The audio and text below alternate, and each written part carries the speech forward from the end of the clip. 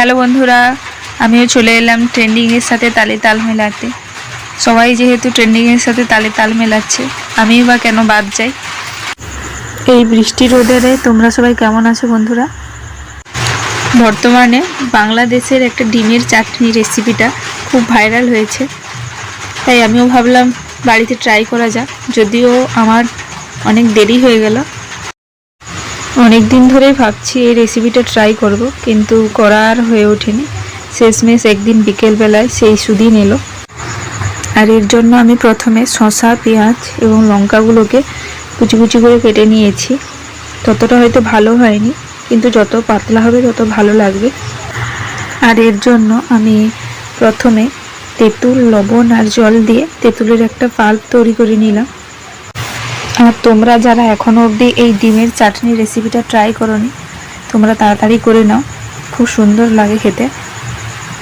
এরপরে পেঁয়াজ কুচি, লঙ্কার কুচি, শসা কুচিগুলোর সঙ্গে ছোটোবেলার এক টাকার সেই লঙ্কার আচারগুলো পাওয়া যেত না, সেইটা দিলাম।